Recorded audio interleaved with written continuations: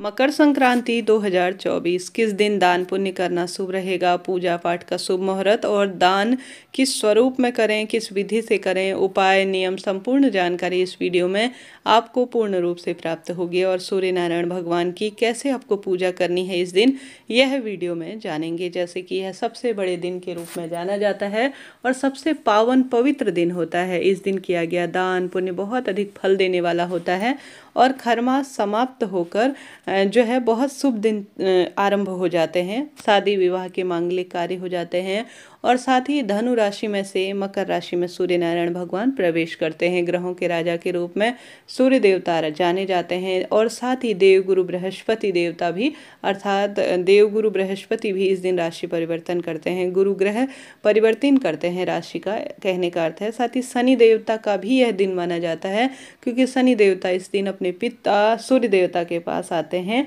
ऐसे में यह दिन अपने आप में बहुत सारे राशि परिवर्तन और बहुत सारे दुर्लभ संयोगों के साथ होता है। इस दिन किए गए सरल से कार्य, पूजा पाठ, उपाय, व्रत के नियम बहुत शुभ फलों की जो है प्राप्ति में सहायक माना जाते हैं। इस दिन तर्पण करना पितरों के निमित्त लाभदायक, किसी पवित्र नदी में पूजा पाठ, दीपदान और साथ ही स्नान बहुत अधिक लाभ देने वाला होता है। अब 2024 में मतभेद की स्थिति हुई है कि कैसे जो है 14 जनवरी के दिन दान पुण्य करें या 15 जनवरी को। तो ऐसे में आप सभी को बता दूं कि इस वर्ष 2024 में 15 जनवरी दिन सोमवार के दिन ही मकर संक्रांति का पावन पर्व मनाया जाएगा। आप सभी इसी दिन गंगा स्नान इत्यादि करें, इसी दिन जो है दान पुण्य पूजा पाठ इत्यादि करने के लिए जानें। ऐसे में 15 जनवरी के दिन सोमवार हो रहा है तो यह महादेव को भी बहुत सुंदर समर्पित दिन हो गया है। आप सभी पुण्यकाल जरूर से जान लीजिए। मकर संक्रांति के दिन पुण्यकाल जो है 15 जनवरी की सुबह 7:15 से शुरू हो जाएगा और शाम तक 5:46 के आसपास पुण्य समय हो रहा है। मकर संक्रांति के दिन एक महापुण्य काल भी हो रहा है। इस समय किया दान पुण्य ना बहुत अधिक लाभ देता है। आप सभी चाहें तो पूरे दिन भर में भी कर सकते हैं, कोई दिक्कत की बात नहीं है। परंतु जो मकर संक्रांति है, संक्रांत के दिन आप सभी 15 जनवरी की सुबह 7:15 से 9 बजे के आसपास कोई दान पुण्य पूजा पाठ कर लेते हैं तो यह महापुण्य काल हो रहा है। तो इस समय अपनी पूजा पाठ को संपूर्ण करें और आपको निश्चित ही पूरे साल भर ग्रह दशाओं की मजबूती कुंडली में होगी और रोग दोष संकट से साल भर आप मुक्त रहेंगे। कैसे आप सभी को पूजा करनी है ध्यान से सुने। सबसे पहले इस दिन आप सभी जो भी स्नान की, अगर पवित्र नदी में स्नान करते हैं तो शुभ ही शुभ है, नहीं तो आप सभी क्या करें कि विशेष तौर पर आप घर पर ही गंगा जल मिश्रित जल से और काले तिल मिलाकर स्नान करें। उसके बाद सबसे पहले आप सूर्य नारायण भगवान की आराधना करें। सूर्य नारायण भगवान प्रत्यक्ष देवता के रूप में जाने जाते हैं, आप सभी जानते होंगे। सूर्य देवता के जल के लोटे में आप सभी को आवश्यक रूप से जल के लोटे में थोड़ा सा काले तिल और लाल रंग का कोई फूल डालना है और साथ ही थोड़ा सा सिंदूर और गुड़ का टुकड़ा, यह चारों चीज़ें आपको डालनी है। क्या क्या डालना है? थोड़ा सा जो कुमकुम होता है ना, भगवान जी को समर्पित होता है, वह सिंदूर डालना है, लाल फूल डालना है, गुड़ का टुकड़ा और काले तिल डालकर ओम घृणी सूर्याय नमः कहते हुए सूर्य देवता को अर्घ देना है। तांबे की लोटे से अर्घ दीजिएगा, बहुत शुभ माना जाता है। तांबे की वस्तु, लाल रंग की वस्तु जो है सूर्य नारायण भगवान से संबंध रखने वाली चीज होती है। तो हाथों को 6 इंच उठाकर और तांबे की वस्तु से आप सभी लोटे से दान जो है सूर्य नारायण भगवान को जल समर्पित करें। इससे रोग दोष संकट पीड़ा कष्ट इत्यादि भी पूर्ण रूप से खत्म हो जाते हैं और सदा सर्वदा मान सम्मान में वृद्धि होती है। सूर्य नारायण भगवान कुंडली में मजबूत होते हैं तो व्यक्ति की बोलने की कला, रोग दोष संकट का पूर्ण रूप से नाश होता है। तो यह सरल सा कार्य आपको करना है। इस दिन आप सूर्य देवता से संबंधित चीज़ें दान करें, बहुत लाभ होगा। जैसे कि जो है पीतल की वस्तु और तांबे की वस्तु और गुड़ का दान। इस दिन आप गर्म वस्तु का दान करने का प्रयत्न करें।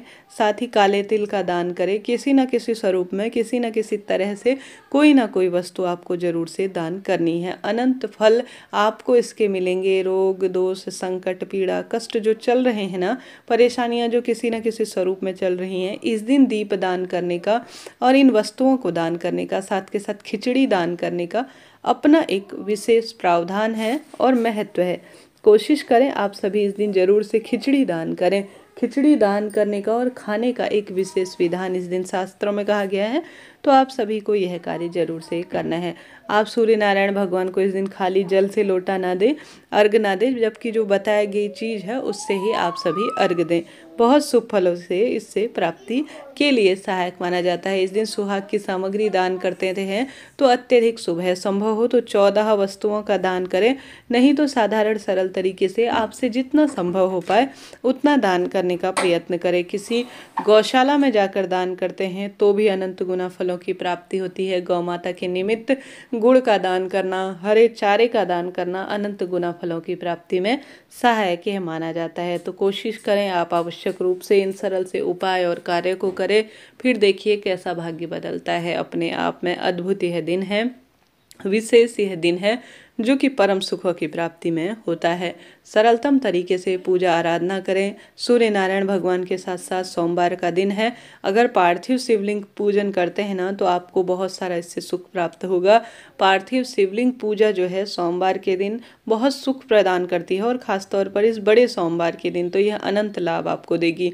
आप सभी माटी के शिवलिंग पार्थिव स्वरूप में बनाकर उनमें काले तिल डालें, पंचामृत, दूध, दही, घी, शक्कर, शहद से महादेव का अभिषेक करें। बेलपत्र, सफ़ेद सुंदर फूलों से महादेव का पूजन आराधना करने से भाग्य में जो कुंडली में ग्रह दशाएं कहीं ना कहीं मजबूत नहीं हैं या किसी न किसी स्वरूप में आप जीवन में प्रभावित हैं, तो आप सभी का यह कार्य आपके परिवार को सुख प्रदान करेगा। अगर आप जो है पार्थिव शिवलिंग नहीं बना सकते तो भी साधारण सरल तरीके से महादेव के शिवलिंग में आप आवश्यक रूप से काले तिल इस दिन समर्पित करते हैं तो आप जीवन में सब ग्रह दशा मजबूत कर लेंगे। इस दिन जो है महादेव की सोमवार के दिन पढ़ना यह दुर्लभ संयोग की तरह हो रहा है। जितना संभव हो आप महादेव की सेवा अर्चना करें।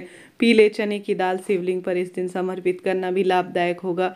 पीले चने की दाल दान करना भी इस दिन लाभदायक माना जाता है।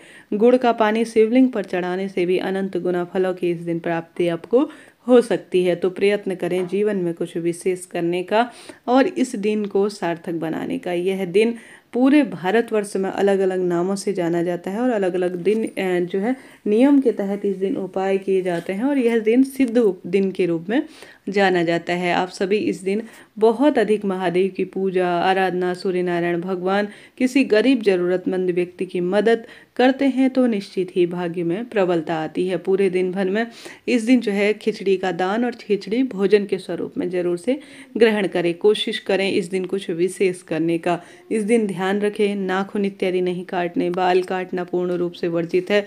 जमीन की खुदाई इत्यादि भी इस दिन करने से बचना चाहिए। इन सरल सरल से कार्यों को करें और इन चीज़ों को आप जो है करने से बचें। इस दिन नुकीली वस्तु का दान ना करें। सफ़ेद रंग की जो चीज़ें होती हैं उन्हें पहनने से बचें और दान करने में भी कहीं ना कहीं स्वयं को रोकें। इस तरह से ये उपाय नियम थे जो मैंने आपको बताया। वीडियो उचित उपयोगी रहती है तो लाइक करें, शेयर करें, सब्सक्राइब करें।